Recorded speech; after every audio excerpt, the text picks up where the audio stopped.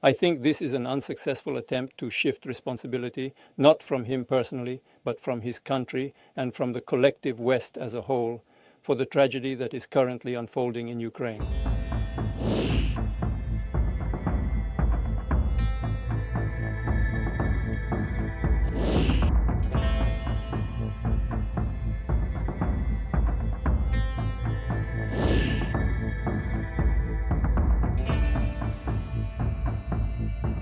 Europe is preparing its 19th package of sanctions, and now it is threatening not us but our partners. How do we feel about this?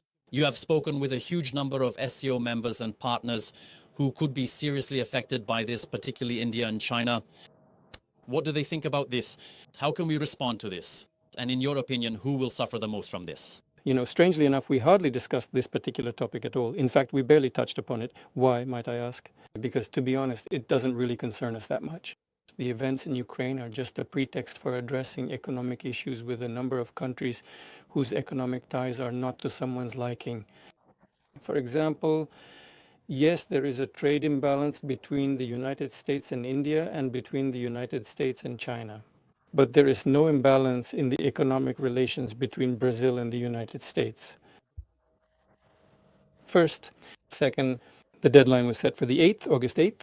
But additional tariffs against Brazil were imposed on the 6th. What is Ukraine in this? Even though references were made to Ukraine. But what does it have to do with it? Absolutely nothing. The problems are there, precisely there, in the internal political situation, including those related to the relationship between the current authorities and former President Bolsonaro. When people from the outside say, we're going to put the squeeze on you now, we're going to punish you now. But how should the leadership of such powerful, large countries, which have gone through very difficult periods in their history, periods connected with colonialism, with attempts over a long historical period to infringe on their sovereignty, respond? How are they supposed to react? If any of them shows weakness, that's it. Their political career is over. Just like the colonial era eventually came to a definitive end, so too will this. However, it is truly impossible today to engage in discourse with such significant partners using that particular tone. Nevertheless, it genuinely appears to me that ultimately everything will indeed settle into its proper place and subsequently return to the established and customary course of normal, constructive economic dialogue. You mentioned that you are ready to raise the level of the negotiating group in contacts with Ukraine. Could you please tell us who that might be? For example, Sergei Lavrov, your aide Ushakov, or the Minister of Defense Belousov? And in this context, are you satisfied with the results of the previous group's negotiations, and in particular with Medinsky's work? I am satisfied with Medinsky's work. If there is a need to do something in terms of raising the level, bringing it up to the political level, we are ready for that. But right now, I would prefer not to specify or mention any particular names. But we are ready to raise this to a truly high political level. The result is what matters. And that's it. And as for what our negotiating team is currently doing under the leadership of my aide, Vladimir Medinsky, I think this is a good example of restraint and a professional approach. It is not my job, not my business, to evaluate the work of the Assistant to the President of the United States.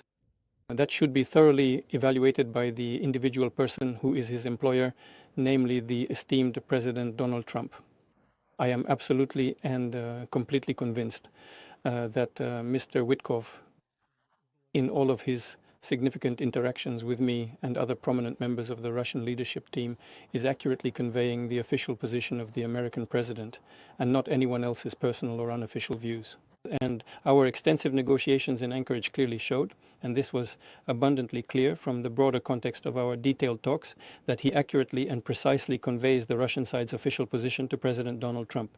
And the fact that he communicates this position, the position of the American leadership, to us precisely and objectively became absolutely clear to me during the discussion in Anchorage. Because everything that Mr. Witkov and I discussed, we confirmed in full in the presence of President Trump, and he did not object that this was his position. There are a lot of very complex issues, that's true. But it seems to me that here's the thing. Those who criticize Witkov are the ones who don't like this position. But they also don't like Trump's own position. That's what it all comes down to. There can be different approaches to resolving the issue. There are those who say we should fight to the last Ukrainian, and there are those, as some in Europe are now trying to present it, and there are those, well, for example, representatives of the current American administration, the president himself, who are trying to find a solution, and specifically a peaceful one. And so the first group, the party of war, always attacks the other group, the party of peace. And all the rest is just speculation and insinuations, attempts to reinforce their own position, that's all. Regarding whether a multipolar world has taken shape or not, overall its outlines have certainly formed. However, I wouldn't say there are any dominant powers in this multipolar world. After all, when we talk about multipolarity, it doesn't mean that new hegemons should emerge. No one poses such questions, neither within the framework of the SCO nor within BRICS. All participants in international relations should have equal rights. And everyone, from the point of view of international law, should be in the same position. Yes, of course, there are indeed significant economic giants in the global landscape, such as the incredibly populous nations of India and China. By the way, it is also important to note that our own country is proudly and prominently among the 4 largest and most influential countries in the entire world when measured by purchasing power parity. These are the undeniable and compelling realities of today's complex and interconnected global economy.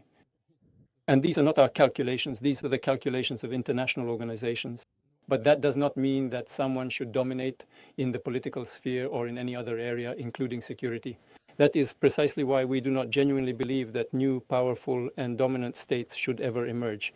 Instead, it is fundamentally important that everyone should be treated as absolutely equal, without any exceptions whatsoever. I think this is an unsuccessful attempt to shift responsibility, not from him personally, but from his country and from the collective West as a whole, for the tragedy that is currently unfolding in Ukraine.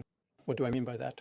Let me remind you, as I have said many times before, in 2014, the ministers of 3 European countries came to Kiev and signed a document that, in essence, was an agreement between the then current government, President Yanukovych at the time, and the opposition.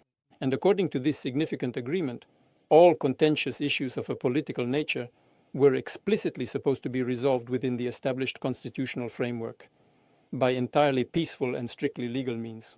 But literally just a day or so later, a truly bloody and brutal coup d'etat tragically took place. None of these guarantors effectively lifted a finger to return the dire situation to a legal framework. That is how the conflict began. Because right after that, events began to unfold in Crimea as well.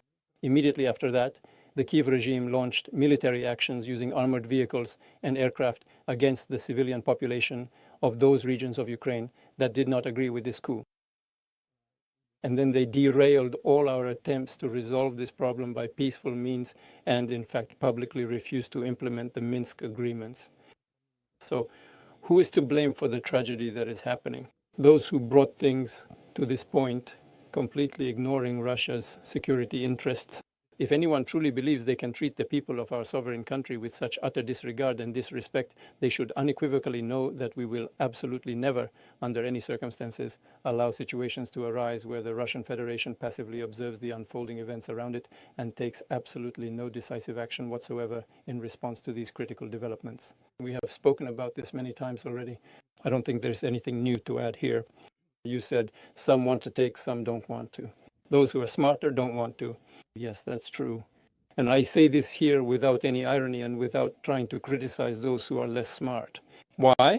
Because those who are smarter, these are people who work in finance and economics, they understand that this would completely destroy all the foundations and principles of international economic and financial activity.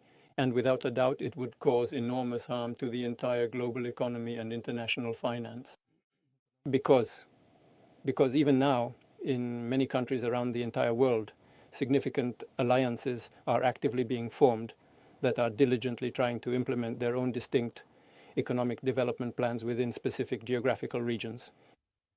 And in this particular case, such economic separatism will only continue to intensify significantly, and the entire overall global financial and economic order will inevitably be completely destroyed. Relations with China are developing not only in the fields of economy and energy, but also in the sphere of culture. One of the landmark events of this year is the release of the joint film Red Silk.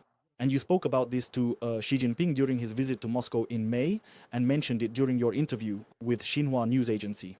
So tell us, will there be more projects like this? And perhaps you had a chance to watch Red Silk as well? If so, please share your impressions. Actually, this idea came from Chairman Xi Jinping himself. We were together at one of the events, and I pointed out that it is very difficult for our producers to break into the Chinese market. But he smiled, looked at me and said, why don't we make joint films and then the market will be open? And that's exactly how it turned out. And one of the first examples of this is Red Silk. I haven't seen this film myself, but I know that there will be a presentation of it here literally tomorrow or the day after. Overall, from what I've heard, the film is quite popular and people have enjoyed watching it.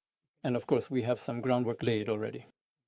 If you're interested, you can ask the Minister of Culture, Lyubimova. She can certainly provide you with much more precise and comprehensive details regarding all the various plans and options that currently exist in this particular regard, offering a thorough understanding of each one.